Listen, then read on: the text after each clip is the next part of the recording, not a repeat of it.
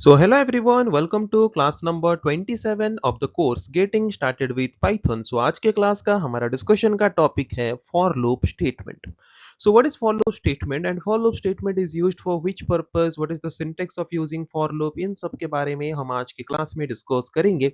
तो शुरू करते हैं डिस्कशन. पहले समझते हैं कि फॉर लूप क्या है. जैसे कि लास्ट क्लास में हमने डिस्कस किया था रिपीटेशन स्टेटमेंट और लूपिंग कंस्ट्रक्ट के बारे में कि रिपीटेशन स्टेटमेंट और लूपिंग कंस्ट्रक्ट ऐसे स्टेटमेंट्स होते हैं जिनको हम कब प्रिफर करते हैं, जिनको हम तभी प्रिफर करते हैं जब सेम टाइप ऑफ स्टेटमेंट को हमें multiple number of times repeatedly execute करना हो तब. Okay, by writing it only once without writing it multiple number of times. जब हमें सेम टाइप ऑफ स्टेटमेंट को multiple number of time execute करना हो रिपीटेडली, तो उसको मल्टीपल नंबर ऑफ टाइम ना लिख के ओनली वंस लिख के उसको मल्टीपल नंबर ऑफ टाइम अगर हम एग्जीक्यूट करना चाहते हैं तो वो हम कर सकते हैं रिपीटेशन स्टेटमेंट और लूपिंग कंस्ट्रक्ट स्टेटमेंट्स की मदद से. तो दो तरह के लूपिंग कंस्ट्रक्ट स्टेटमेंट्स थे और रिपीटेशन स्टेटमेंट्स थे, एक था फॉर लूप और एक था व्हाइल लूप. तो आज के क्लास में हम डिस्कस कर रहे हैं फॉर लूप के बारे में. सो फॉर लूप एक ऐसा लूपिंग कंस्ट्रक्ट है या फिर एक ऐसा लूपिंग स्टेटमेंट है जिसको हम प्रीफर कब करते हैं. सपोज हमारे पास एक रेंज ऑफ वैल्यूज है, सपोज हमारे पास एक लिस्ट है, सपोज हमारे पास एक टप्पल है, मतलब जैसे कुछ सीक्वेंस है, या फिर सपोज हमारे पास एक स्ट्रिंग वैल्यू है.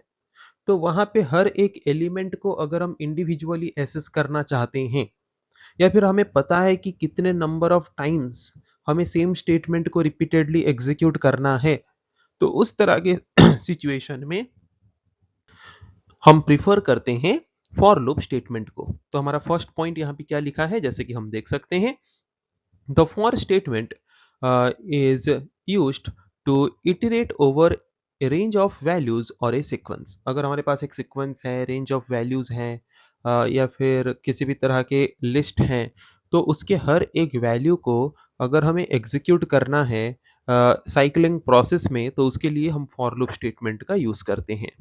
So the for loop is executed. Okay, the for loop is executed for each of the item in the range. तो एक पर्टिकुलर रेंज हमारे पास है या फिर एक पर्टिकुलर सीक्वेंस हमारे पास है, तो उस सीक्वेंस या फिर उस रेंज ऑफ वैल्यूज के हर एक आइटम को एग्जीक्यूट करता है one by one for loop. So ये जो रेंज ऑफ वैल्यूज हैं, मतलब जो लिस्ट ऑफ वैल्यूज हैं या फिर जो सीक्वेंस हैं, उसमें जो वैल्यूज होते हैं वो नॉर्मली तो न्यूमेरिक वैल्यूज को हम लेके एसेस करते हैं सिंपल प्रोग्राम्स में. बट इन फ्यूचर आगे जो हम बाकी एडवांस लेवल में पढ़ेंगे तो वहाँ पे वो जो हमारे पास रेंज ऑफ वैल्यूज हैं उसमें स्ट्रिंग वैल्यूज हो सकते हैं, लिस्ट वैल्यूज हो सकते हैं, टपल वैल्यूज भी हो सकते हैं.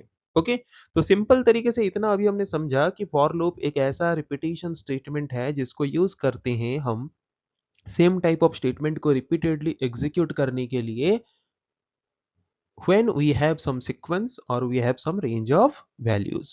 Okay, so with every iteration means every repetition of the loop, the control variable checks whether each of the values in the range have been traversed or not. Okay, तो control variable क्या है. तो control variable एक ऐसा variable है जिसका काम है, जैसे कि एग्जांपल अगर हम लेते हैं, हमारे पास सपोज एक लिस्ट है. ओके, जिस लिस्ट में हमारे पास बहुत से एलिमेंट्स हैं, तो इस लिस्ट के हर एक एलिमेंट को हमने एसेस किया या नहीं, उसको चेक करने के लिए फॉर लूप में हम एक special type of variable use करने वाले हैं, जिस वेरिएबल को हम बोलते हैं कंट्रोल वेरिएबल. ये कंट्रोल वेरिएबल का रिस्पॉन्सिबिलिटी है चेक करना कि हमारा जो लिस्ट है या फिर जो सीक्वेंस है या फिर जो रेंज ऑफ वैल्यूज हैं, उसके हर एक वैल्यू को हमने एसेस किया या नहीं, ये चेक करने का रिस्पॉन्सिबिलिटी है कंट्रोल वेरिएबल का. सो जब सारे के सारे वैल्यू हमारे रेंज ऑफ वैल्यूज से या फिर सीक्वेंस से या फिर लिस्ट से एसेस हो जाएंगे, देन हमारा जो लूप है वो एंड हो जाएगा. देन लूप के बाद नेक्स्ट जो स्टेटमेंट होगा वो स्टेटमेंट एग्जीक्यूट होना शुरू होगा. Okay, so while using for loop it is known in advance the number of times the loop will execute. ये ऑलरेडी मैंने बताया था कि फॉर लूप हम तभी यूज करते हैं जब हमें पता होता है कि हमें एग्जैक्टली कितना बार हमारे स्टेटमेंट्स को रिपीटेडली एग्जीक्यूट करना होता है. ओके, आगे एग्जांपल कंसीडर करेंगे तो और ज्यादा आसान तरीके से समझ भी आएगा ये चीज. तो अगर हमें फॉर लूप को हमारे प्रोग्राम में यूज करना है to execute the same type of statement repeatedly, तो उसका सिंटेक्स हमें पता होना चाहिए। तो उसका सिंटेक्स जैसे कि हम यहाँ पे देख सकते हैं, this is the syntax. For keyword use करेंगे, देन जिस कंट्रोल वेरिएबल के बारे में हम डिस्कस कर रहे थे वो कंट्रोल वेरिएबल हम यहाँ पे खुद से क्रिएट करेंगे, देन इन कीवर्ड यूज करेंगे, देन ये हमारा लिस्ट है, वो लिस्ट का नाम हम यहाँ पे मेंशन करेंगे जिस लिस्ट के हर एक वैल्यू को एसेस करना है। तो लिस्ट का नाम यहाँ पे मेंशन करेंगे, लिस्ट के हर एक वैल्यू को एसेस करने के लिए जिस वेरिएबल का हम हेल्प लेने वाले हैं वो कंट्रोल वेरिएबल को हम यहाँ पे लिखेंगे। ओके, सो फॉर सपोज हमारे पास लिस्ट वन था। ओके, सो सपोज यहाँ पे कंट्रोल वेरिएबल मैंने ले लिया num, for num in list one. तो ये हमारा लिस्ट है, तो ये लिस्ट वन, ये हमारा लिस्ट है जिसके हर एक वैल्यू को हम एसेस करेंगे। इसके हर एक वैल्यू को एसेस करने के लिए जो वेरिएबल हम यूज करेंगे ये है वो कंट्रोल वेरिएबल। ओके, तो ये लिस्ट में 1 2 3 4 5 सपोज वैल्यू था। ओके, तो ये नम क्या करेगा, फर्स्ट वैल्यू को पहले एसेस करेगा, फिर जो भी स्टेटमेंट हम यहाँ पे लिखे होंगे उसको एग्जीक्यूट करेगा, फिर ऊपर जाके फिर सेकंड एलिमेंट को एसेस करेगा, फिर उसके लिए सारे स्टेटमेंट्स को एग्जीक्यूट करेगा, फिर थर्ड स्टेटमेंट को एसेस करेगा, फिर उसके लिए सारे स्टेटमेंट्स को एग्जीक्यूट करेगा। तो यहाँ पे जो स्टेटमेंट्स हम डिफाइन करेंगे that is called the body of the for loop. Okay, means the block of the for loop. Okay, तो एग्जांपल्स कंसीडर करेंगे तो और ज्यादा आसान तरीके से समझ आएगा। तो फॉर लूप को और थोड़ा सिंपल तरीके से समझने के लिए हम यहाँ पे एक फिगर, एक डायग्राम कंसीडर कर लेते हैं। जैसे कि हम देख सकते हैं कि हमारा सपोज प्रोसेस शुरू हुआ स्टार्ट से, हमने इनिशियलाइज किया मतलब सपोज हमें एक लिस्ट लेना है या फिर एक सीक्वेंस लेना है या फिर एक रेंज ऑफ वैल्यूज लेना है, वो हम क्रिएट कर लेंगे, वो ले लेंगे। वो लेने के बाद फिर हम कंडीशन दे के एक एक करके चेक करेंगे। ओके, कि उसमें वो वैल्यू है या नहीं। अगर लिस्ट में हमारा वैल्यूज हैं तो फॉर लूप क्या करेगा, उस वैल्यूज को एग्जीक्यूट करता रहेगा कंडीशन चेक करते करते जब तक उस लिस्ट में वैल्यू है या फिर उस सीक्वेंस में वैल्यू है।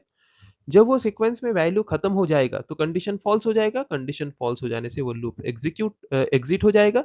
लूप एग्जिट होने के बाद वो फिर लूप के बाहर आ जाएगा और लूप के बाहर नेक्स्ट जो स्टेटमेंट्स हैं वो स्टेटमेंट्स एग्जीक्यूट होंगे।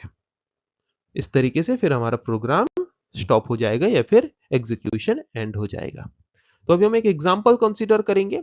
जैसे कि हमारा एक प्रोग्राम यहाँ पे क्वेश्चन दिया गया है, the program write a program to print the characters in the string Python using for loop. तो पाइथन एक स्ट्रिंग वैल्यू हमारे पास है, इसके हर एक कैरेक्टर को हमें प्रिंट करना है। तो हर एक कैरेक्टर को हम एसेस करेंगे। तो हर एक कैरेक्टर को एसेस करने के लिए हम पहले फॉर स्टेटमेंट लेंगे, फॉर। ओके, देख सकते हैं हमने पहले फॉर लिया। ये है कंट्रोल वेरिएबल, या कंट्रोल वेरिएबल का नाम हम अपने मर्जी से कुछ भी ले सकते हैं, जबकि हर एक लेटर को एसेस करना है इसलिए मैंने इसका नाम लेटर ले लिया। देन हम इन कीवर्ड यूज करेंगे, देन यहाँ पे उस वैल्यू को रखेंगे, उस वर्ड को रखेंगे जिसके हर एक कैरेक्टर को हमें एसेस करना है, जबकि स्ट्रिंग वैल्यू है इसीलिए हमने इसको सिंगल कोटेशन के अंदर रखा। देन हम यहाँ पे कॉलन देंगे। कॉलन देने के बाद हमें क्या टास्क परफॉर्म करना है, जब तक इसमें वर्ड्स हैं, जब तक हर एक कैरेक्टर को हम एसेस नहीं कर लेते तब तक ये रिपीटिशन चलता रहेगा। और रिपीटिशन करते करते वो जिस स्टेटमेंट को एग्जीक्यूट करेगा वो स्टेटमेंट हम इसके ब्लॉक में रिप्रेजेंट करेंगे। जैसे कि हमने यहाँ पे लिखा, हमें प्रिंट करना है, प्रिंट लेटर। तो लेटर फर्स्ट एलिमेंट को एसेस करेगा, प्रिंट करेगा पी, फिर ऊपर जाएगा, फिर सेकेंड एलिमेंट को एसेस करेगा, फिर वाई, फिर टी, फिर एच, फिर ओ, फिर एन, फिर चेक करेगा और कोई एलिमेंट तो है नहीं, लास्ट एलिमेंट एसेस हो चुका है। तो तब हमारा लूप टर्मिनेट हो जाएगा। उसके बाद नेक्स्ट अगर यहाँ पे कोई स्टेटमेंट होता तो उसको एग्जीक्यूट करेगा, अगर कोई स्टेटमेंट नहीं है तो एग्जीक्यूशन स्टॉप हो जाएगा by providing that much amount of output. Okay, तो इस चीज को हम थोड़ा प्रैक्टिकली करके देख लेते हैं तो हमें और ज्यादा आसान तरीके से समझ आएगा।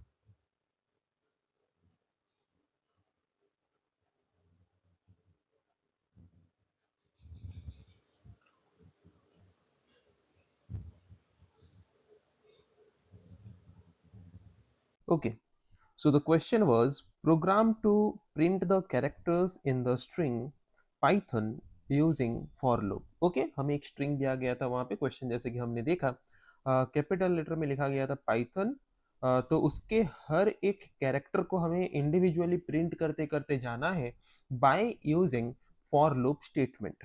तो इस चीज को हम करने की कोशिश करेंगे आज की क्लास में। तो उसके लिए सबसे पहला काम हम बेहतर है ये कर लें कि हम एक फाइल क्रिएट कर दें। तो फाइल टैब में जाएंगे। फाइल टैब में जाने के बाद न्यू फाइल ऑप्शन में क्लिक करेंगे। न्यू फाइल ऑप्शन में क्लिक करने के बाद अगेन फाइल टैब में जाके वहाँ पे सेव एज ऑप्शन में जाके पहले हम फाइल को सेव कर लेंगे। ओके, सपोज ये हमारा program file, suppose program example हमारा यहाँ पे था 2.6 तो इसको हम 2.6 प्रोग्राम 2.6 नाम दे के .py एक्सटेंशन दे के हम इसको पहले सेव कर लेते हैं। हो गया सेव। सेव करने के बाद अभी हम क्या करेंगे, इसमें प्रोग्राम लिखेंगे। ओके, तो जैसे कि हम कमेंट्स ऐड कर सकते हैं, जो भी कमेंट हम ऐड करना चाहें। ये कमेंट सिर्फ यूजर के लिए होता है, प्रोग्रामर के लिए होता है, पाइथन इंटरप्रेटर के लिए नहीं होता है during the time of execution. Okay, तो प्रोग्राम नंबर एग्जांपल हमारा 2.6 था, इसीलिए हमने ऐसे लिख दिया। उसके बाद ये प्रोग्राम हमारा किस टॉपिक को लेके है वो हम कमेंट में लिख सकते हैं।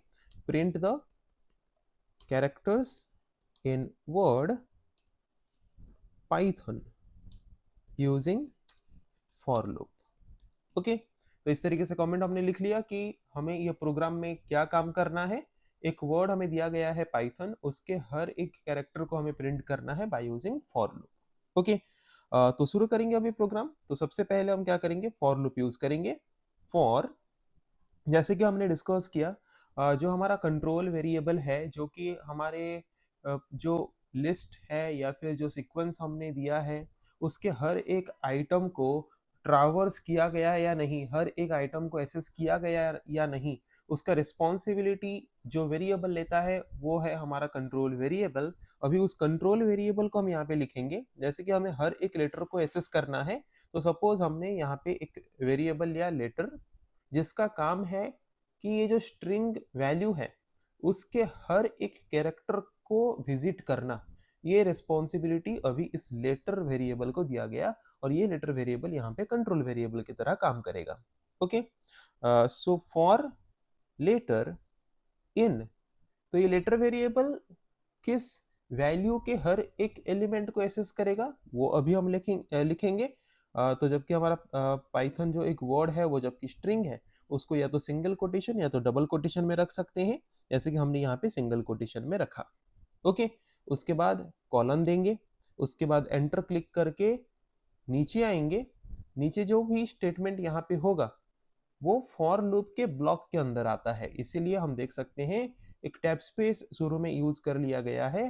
तो हम टैब स्पेस तभी यूज करते हैं जब हमें एक ब्लॉक बनाना हो या फिर एक ग्रुप ऑफ स्टेटमेंट को किसी दूसरे स्टेटमेंट के अंदर बिलोंग करना हो या फिर ऐड करना हो, है कि नहीं। तो अगर यहाँ पे फॉर लेटर, ये लेटर क्या करेगा, पहले चेक करेगा, यस फर्स्ट लेटर है तो सिंपली अंदर आ जाएगा। और यहाँ पे प्रिंट स्टेटमेंट में हम लेटर वेरिएबल का वैल्यू जब प्रिंट करेंगे तो वो फर्स्ट लेटर प्रिंट कर देगा p, फिर ऊपर जाएगा, फिर लेटर वेरिएबल चेक करेगा और एक लेटर है y, फिर y को प्रिंट करेगा, फिर t को प्रिंट करेगा, फिर h को प्रिंट करेगा, फिर o को प्रिंट करेगा, फिर n को प्रिंट करेगा। उसके बाद चेक करेगा और कुछ नहीं है, वहां पे खत्म हो चुका है। फिर हम जंप करके फॉर लूप के बाहर आ जाएंगे। तो चेक करेंगे क्या फॉर लूप के बाहर और कोई स्टेटमेंट है, नहीं है। अगर और कोई स्टेटमेंट होता तो उसको एग्जीक्यूट करना शुरू करता। तो इतना ही था हमारा सिंपल प्रोग्राम। तो ये ऑलरेडी हम सेव कर लिए थे, कीबोर्ड से सिंपली CTRL+S प्रेस कर देंगे तो ये सेव हो जाएगा, है कि नहीं। उसके बाद रन में जाके रन मॉड्यूल में क्लिक करेंगे, हम देख सकते हैं आउटपुट हमारा यहाँ पे हमें मिल जा रहा है। ओके ओके, तो और एक प्रोग्राम का एग्जांपल हम यहाँ पे कंसीडर करते हैं। और एक प्रोग्राम यहाँ पे हमें क्या बोला है, question write a program to print the numbers in a given sequence using for loop. एक सीक्वेंस हमें दिया गया होगा या फिर एक सीक्वेंस हम क्रिएट किए होंगे जिसमें लिस्ट ऑफ नंबर्स होगा या फिर ग्रुप ऑफ नंबर्स होगा, जिसमें से हर एक नंबर को हमें एक्सेस करके प्रिंट करना है by using for loop. Okay, तो पहले तो हमने यहाँ पे एक सीक्वेंस ले लिया, ये एक लिस्ट सीक्वेंस है। ओके, इसके हर एक नंबर को हमें एक्सेस करके प्रिंट करना है बाय यूजिंग फॉर लूप, तो फॉर लूप ले लेंगे।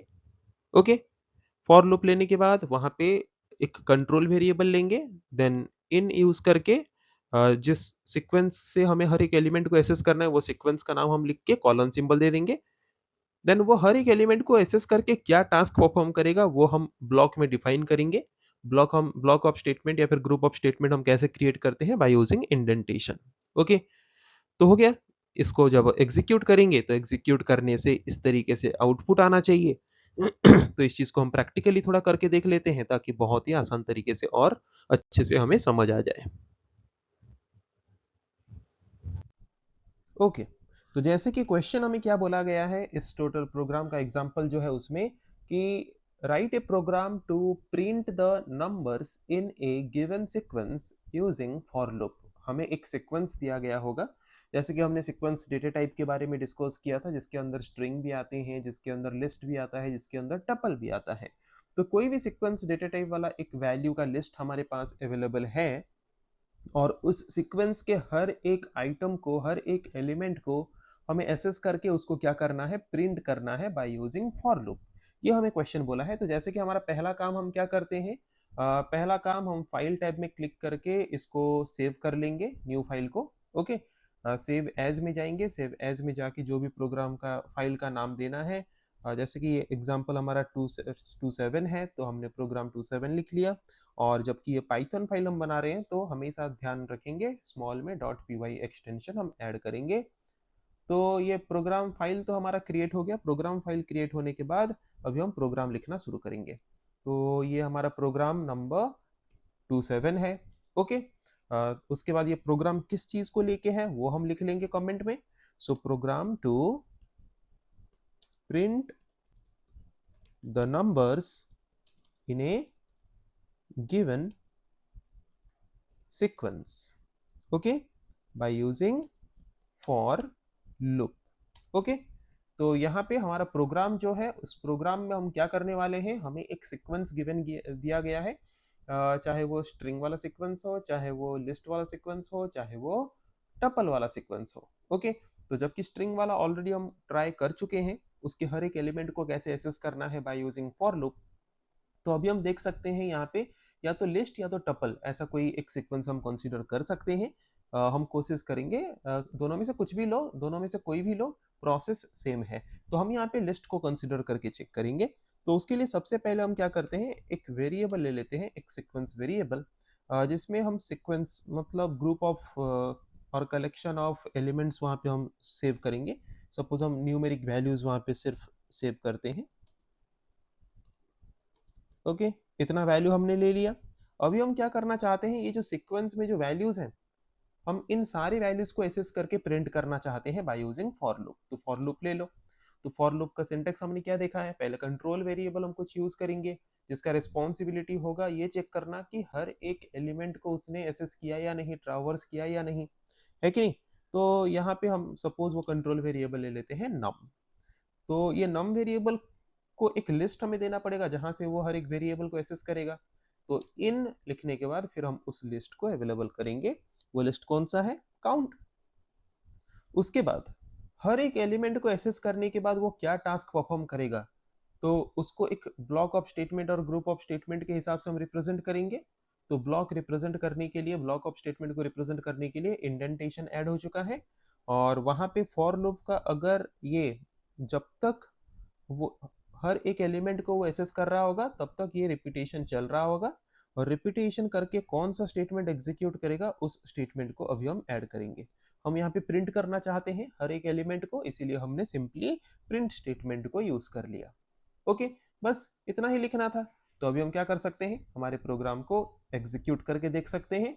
तो हम रन टैब में जाएंगे, रन मॉड्यूल में क्लिक करेंगे।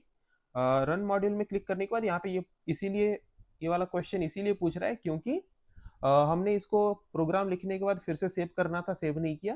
तो हम ओके कर लेंगे तो वो सेव कर लेगा और सेव करके वो हमें रन करके यहाँ पे आउटपुट दिखा देगा, जैसे कि हम यहाँ पे आउटपुट देख सकते हैं। ओके, हर एक एलिमेंट को सीक्वेंस का उसने एसेस किया, एसेस करके उसने प्रिंट किया। ओके, तो और एक एग्जांपल हम यहाँ पे कंसीडर करते हैं और एक प्रोग्राम का एग्जांपल हम कंसीडर करते हैं। जैसे कि क्वेश्चन हमें यहाँ पे क्या बोला है, write a program to print even numbers in a given sequence using for loop. हमारे पास एक सीक्वेंस होगा, मतलब एक लिस्ट हो सकता है, एक टपल हो सकता है, जहाँ पे बहुत से नंबर्स हैं, उनमें से ओनली इवन नंबर्स को ही हमें प्रिंट करना है by using for loop. Okay, बहुत ही इंटरेस्टिंग क्वेश्चन है। तो सबसे पहले तो हम एक लिस्ट सीक्वेंस ले लेते हैं। लिस्ट सीक्वेंस हमने यहाँ पे ले लिया है, जहाँ पे इवन नंबर्स भी हैं, ऑड नंबर्स भी हैं। अभी हम फॉर लूप यूज करेंगे, और वहाँ पे कंट्रोल वेरिएबल हमने ले लिया नम, और वो कंट्रोल वेरिएबल कौन सी लिस्ट का हर एक वैल्यू एसेस करेगा, वो लिस्ट का नाम हमने लिख लिया नंबर्स। उसके बाद हर एक एलिमेंट को एसेस करने के बाद वो पहला टास्क क्या करेगा, सारे नंबर को तो हम यहाँ पे प्रिंट नहीं करना चाहते, हम यहाँ पे प्रिंट करना चाहते हैं इवन नंबर्स को। तो उसके अंदर हम कंडीशन लेंगे, कंडीशन लेके सिलेक्ट करेंगे, मतलब सारे एलिमेंट्स को एसेस नहीं करना है, ओनली सिलेक्टेड एलिमेंट्स को ही हमें प्रिंट करना है। तो सिलेक्शन करने के लिए हम सिलेक्शन स्टेटमेंट का यूज करते हैं। तो हमने यहाँ पे इफ स्टेटमेंट का यूज किया सिलेक्शन स्टेटमेंट के हिसाब से, और हमने कंडीशन चेक किया कि अगर हर एक एलिमेंट जिसको हम 2 से डिवाइड करते हैं और उसका रिमाइंडर अगर 0 के साथ बराबर होता है, ओनली उसी एलिमेंट को ही वो एज ए आउटपुट प्रिंट करेगा। ओके, तो जिसके द्वारा इस तरीके से जितने भी इवन नंबर्स हैं बस वही एज ए आउटपुट हमें मिलना चाहिए। तो इसको थोड़ा प्रैक्टिकली करके देख लेते हैं और ज्यादा आसान तरीके से समझ आ जाएगा हमें।